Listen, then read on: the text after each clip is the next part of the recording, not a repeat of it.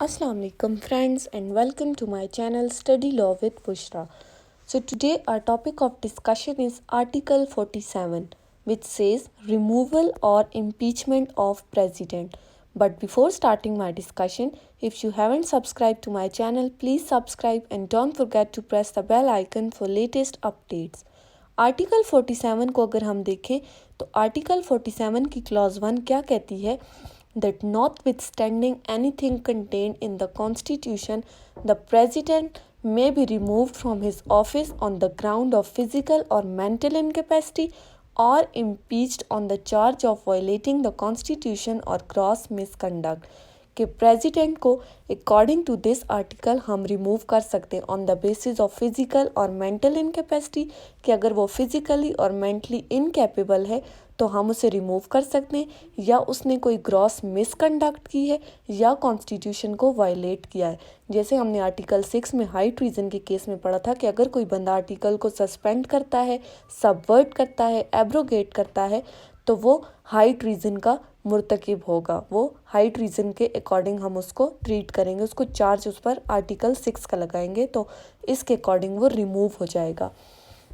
Clause 2 क्या कहती है that not less than 1/2 of the total membership of parliament कि 1/2 ऑफ मेंबरशिप ऑफ पार्लियामेंट जिसमें दोनों हाउसेस शामिल हैं, नेशनल असेंबली और सेनेट, उनकी 1/2 मेंबरशिप अगर एक नोटिस भेजती है स्पीकर ऑफ नेशनल असेंबली को, ठीक है, या चेयरमैन सेनेट को एक नोटिस भेजती है या एक रेजोल्यूशन पास करती है प्रेसिडेंट के ख़िलाफ़ कि प्रेसिडेंट को जो है वो इन ग्राउंड्स को मेंशन करती है कि इन रीजंस की बिना पर प्रेसिडेंट को रिमूव किया जाए।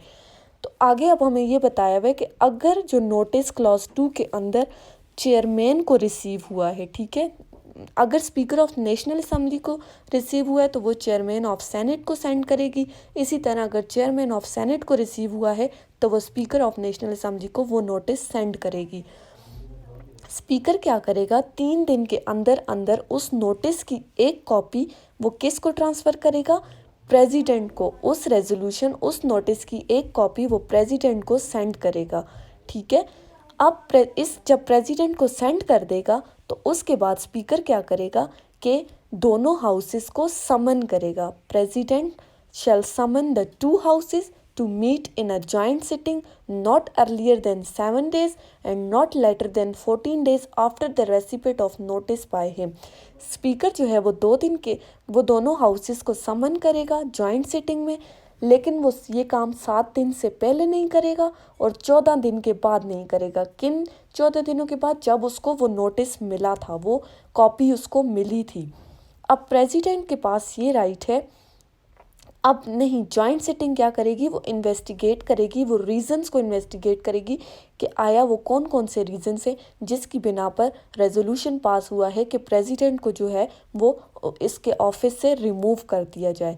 तो अब क्लॉज 7 हमारे पास क्या कहती है that president shall have the right to appear and be represented during the investigation if any and before the joint sitting कि प्रेसिडेंट के पास ये राइट है कि वो उस जॉइंट सिटिंग में बैठे ताकि वो ये देख सके, वो इन्वेस्टिगेशन को देख सके, वो उन ग्राउंड्स को, उन रीजंस को देख सके जिसकी बिना पर उसके ख़िलाफ़ रेजोल्यूशन पास हुआ है। तो क्लॉज 8 क्या कहती है कि अगर वो समन जो है, अगर दोनों हाउसेस के ने जो रेजोल्यूशन पास किया है अगर उस पर वोटिंग हो जाती है, 2/3 मेजॉरिटी अगर उस पर वोट दे देती है उस रेजोल्यूशन पर, पार्लियामेंट की 2/3 मेजॉरिटी दोनों हाउसेस से ये डिक्लेयर कर देती है कि president is unfit to hold the office, कि प्रेसिडेंट अपने ऑफिस को होल्ड करने के लिए अनफिट है, और साथ में वो रीजंस बता देती है। क्या रीज़न? कि आया वो कैपेबल है ये ऑफिस होल्ड करने से, या उसने कॉन्स्टिट्यूशन को वायलेट किया है, या इसके अलावा कोई ग्रॉस मिसकंडक्ट की है। तो president shall cease to hold the office immediately on passing of resolution. तो प्रेसिडेंट शैल क्या हो जाएगा, वो रिमूव हो जाएगा, अपने ऑफिस से इम्पीच्ड हो जाएगा जैसे ही ये रेजोल्यूशन पास होगा। अगर हम ओवरऑल इसको देखें तो सिंपल सी बात यह है कि 1/2 ऑफ द टोटल मेंबरशिप दोनों हाउसेस की एक नोटिस भेजेगी स्पीकर ऑफ नेशनल असेंबली को, कि एक रेजोल्यूशन बताएगी कि इन बिना पर हम प्रेसिडेंट को रिमूव करना चाहते हैं। वो नोटिस स्पीकर क्या करेगा, प्रेसिडेंट को उसकी एक कॉपी भेजेगा और दोनों हाउसेस को समन करेगा।